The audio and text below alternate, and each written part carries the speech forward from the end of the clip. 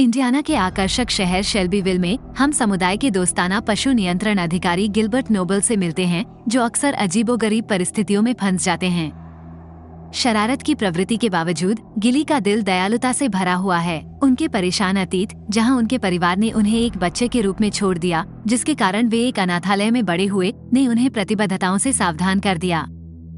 गिली का दृढ़ता से मानना है कि साहचर्य एक परिपूर्ण जीवन में गुप्त घटक है। यही कारण है कि लोग शादी करने का फैसला करते हैं। वो अनुमान लगाता है कि उसकी एकल स्थिति उसके समझदार स्वभाव या किसी साथी के साथ गहरे संबंध की उसकी लालसा के कारण हो सकती है। इसके विपरीत उनके मालिक लैरी एक सरल जीवन से संतुष्ट प्रतीत होते हैं। एक दिन लैरी गिली को रात के खाने का निमंत्रण देता है, जिसका उद्देश्य अपनी पत्नी का जन्मदिन भूल जाने पर सुधार करना है।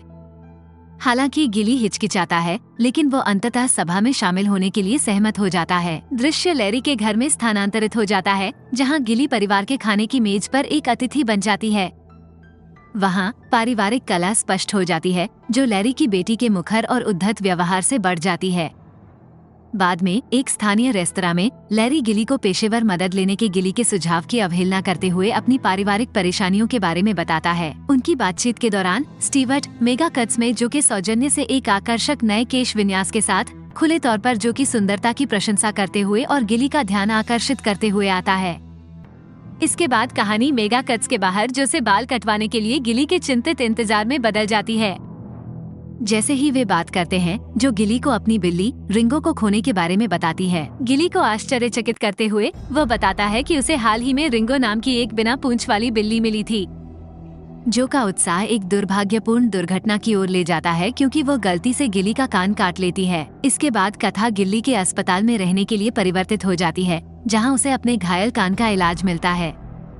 अपराध बोध से अभिभूत जो गिली को रात के खाने के लिए आमंत्रित करता है और अपनी प्यारी बिल्ली रिंगो के साथ दिल से पुनर्मिलन करता है, एक प्रस्ताव जिसे वो कृतज्ञता से स्वीकार करता है।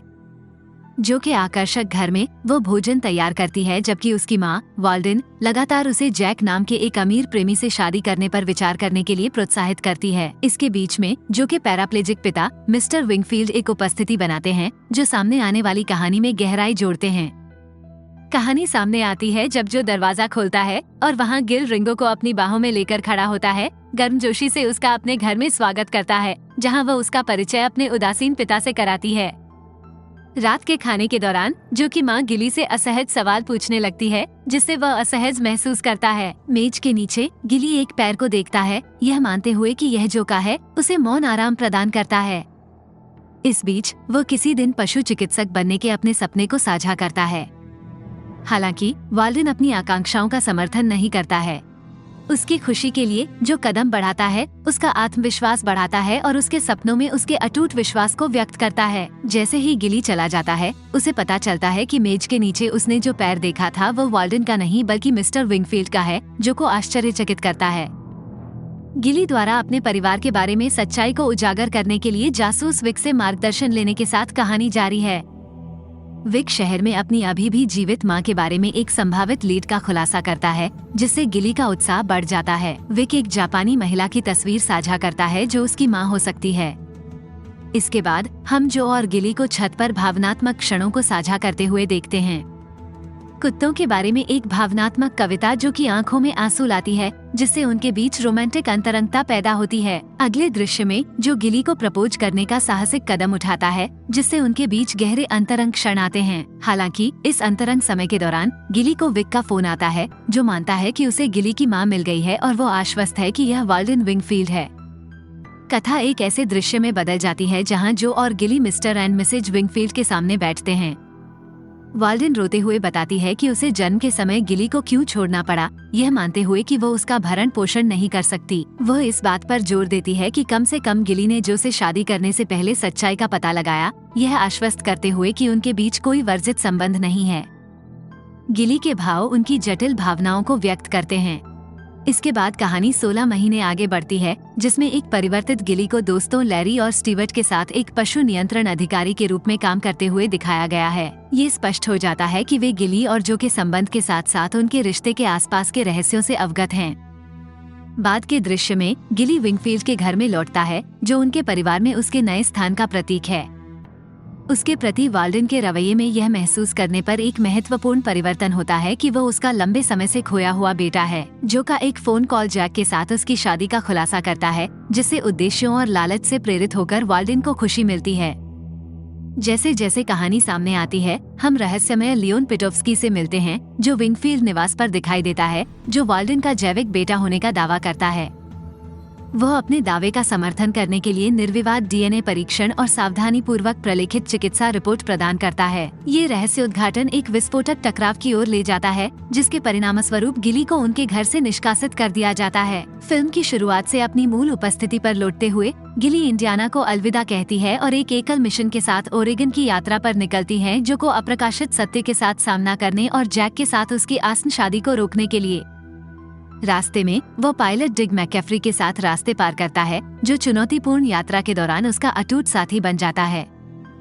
इस बीच वाल्डन बीवर पुलिस से संपर्क करता है, गिलबर्ट पर एक यौन शिकारी होने का आरोप लगाता है, जिसने कथित तौर पर अपनी बहन पर हमला किया है और बीवर के रास्ते में है। पुलिस गिल्ली की छवि को पूरे शहर में प्लास्टर करती है, उसे एक यौन अपराधी के रूप में ब्रांडिंग करती है। ये पोस्टर जो का ध्यान आकर्षित करता है, जिससे वह अपनी मां से स्पष्टीकरण मांगने के लिए प्रेरित होती है, जो वाल्डन के धोखे का भी शिकार हो जाती है। बाद के दृश्य में हम जैक से मिलते हैं, जो पुलिस अधिकारी जीना के साथ रास्ता पार करता है और उसे शहर में जो के भाई की उपस्थिति पर चर्चा करने के लिए कॉफी के लिए आमंत्रित किया जाता है। जैक बाद में जिमी से मिलता है और उसे गिली के बारे में बताता है और उससे गिली को गायब करने का आग्रह करता है। गिली जो का पता लगाने की अपनी खोज में एक स्थानीय दुकान पर उसके ठिकाने के बारे में पूछताछ करती है, लेकिन जिमी और उसके गिरोह द्वारा उसका अपहरण कर लिया जाता है। एक अन्य दृश्य में जैक और जो अपने भाई के साथ जो के रिश्ते को लेकर गर्मागर्म बहस करते हैं। हैरानी की बात है कि यह स्पष्ट हो जाता है कि जैक दृढ़ता से जो का समर्थन करता है। इस बीच पोर्टो वलाटा की ओर जा रहे एक विमान में गिली जागती है। दूसरी ओर मिस्टर एंड मिसेज विंगफील्ड अपनी बेटी की शादी के लिए ओरेगन जा रहे हैं, लेकिन ये स्पष्ट हो जाता है कि जैक का पुलिस अधिकारी जीना के साथ संबंध है, जिससे उसकी विश्वसनीयता पर संदेह पैदा होता है। मोड़ और मोड़ की एक श्रृंखला के माध्यम से गिलबर्ट जो तक पहुंचने की पुरजोर कोशिश करते हुए बीवर के पास लौटने का प्रबंधन करता है।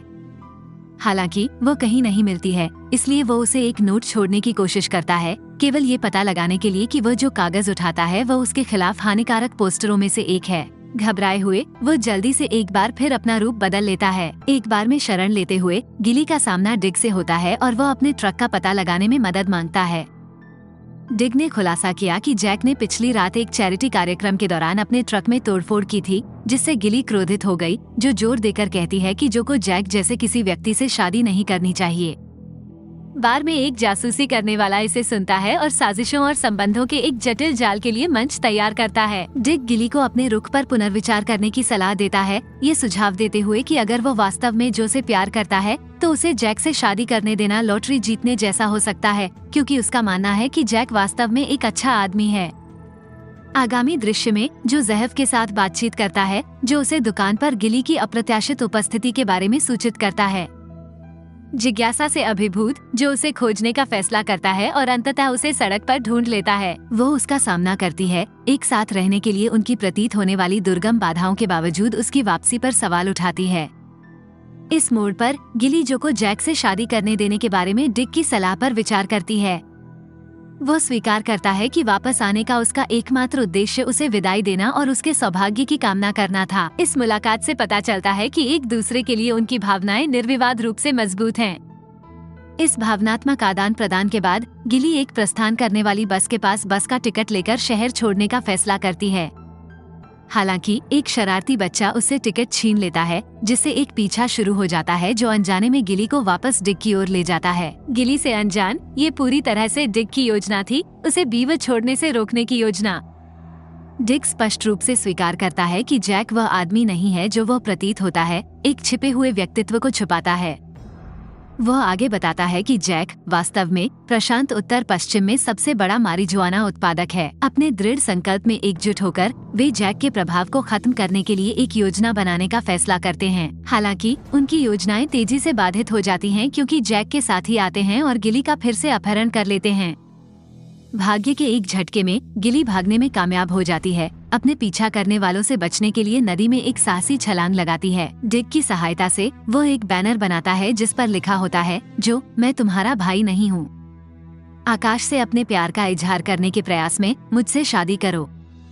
दुखद रूप से हवाई प्रदर्शन के दौरान नहीं शब्द आंसू बहा देता है, एक भ्रमित करने वाला संदेश छोड़ देता है, जो मैं तुम्हारा भाई हूँ, मुझसे शादी करो। जो और उसके परिवार द्वारा अपनी शादी की तैयारियों के बीच देखा गया गलत समय पर बना बैनर स्थिति को और खराब कर देता है। जैसे ही विमान सड़क पर उतरता है, गिली को तुरंत पुलिस द्वारा गिरफ्तार कर लिया जाता है, जिससे उसे एक मानसिक देखभाल सुविधा में स्थानांतरित कर दिया जाता है, जहाँ उसका इलाज किया जाना है। इसके बाद कथा सुविधा के भीतर गिली के अनुभव में बदल जाती है, जहां वो सत्रों में भाग लेता है और साथ ही रोगियों के साथ बातचीत करता है। दोपहर के भोजन के दौरान गिली जिमी के सहयोगियों में से एक स्ट्रीक के साथ रास्ते पार करती है, जो उसके पहले के अपहरण में शामिल था। वो गिली को बातचीत में शामिल करने का प्रयास करता है और जो कि आपत्तिजनक तस्वीरों का खुलासा करता है, जिससे पता चलता है कि वे जिमी द्वारा ली गई थीं। एक गर्मागर्म बहस होती है, जिससे शारीरिक विवाद होता है और गिली को एक कमरे में अलग कर दिया जाता है। उसके हाथ बंद हो जाते हैं और मुंह बंद हो जाता है। अलगाव के बीच गिली ने जो के साथ साझा किए गए पोषित क्षणों को प्रतिबिंबित किया। अचानक वह एक आवाज सुनता है, ये डिग है जो उसे मुक्त करने के लिए आया है। एक अन्य रोगी के साथ वे एक साहसी पलायन करते हैं और ये दृश्य उनके उत्साह को दर्शाता है जब वे स्वतंत्रता की यात्रा पर निकलते हैं। इस बीच एक गुजरती हुई कार गिली का ध्यान आकर्षित करती है। वो लियोन है। गिली उसे बुलाती है, लेकिन उसकी आवाज अनसुनी हो जाती है। दोनों एक योजना बनाते हैं, डिग लियोन पर नियंत्रण हासिल कर लेगा और वे उसे जो के सामने सबूत के रूप में पेश करेंगे। हालांकि उनकी योजना एक अप्रत्याशित मोड़ लेती है, जिसमें लियोन ने डिग के लकड़ी के पैरों को जब्त कर लिया और उसे एक वॉशिंग मशीन के भीतर कैद कर लिया। इस बीच गिली का हाथ गलती से एक गाय के पिछले छोर में उलझ जाता है। जैसे ही दर्शक उसका उपहास करते हैं, गिल्ली की अग्नि परीक्षा जारी रहती है। इस शर्मनाक क्षण के बीच गिल का सामना जो से होता है, जो सुझाव देता है कि उसे उचित उपचार के लिए अस्पताल में चिकित्सा सहायता लेनी चाहिए। हालांकि गिल जो कुछ भी बताने का प्रयास करती है, उससे वो असहमत प्रतीत होती है। आखिरकार वो खुद को मुक्त करने का प्रबंधन करता है और दृश्य जो और जैक की शादी में परिवर्तित हो जाता है, जहां समारोह अपने अंतिम चरण में है। मिस्टर विंगफील्ड को अपनी बेटी की नाखुशी का एहसास होता है और वह गिली के बजाय लियोन की असली पहचान उसके असली भाई के रूप में प्रकट करने का प्रयास करता है।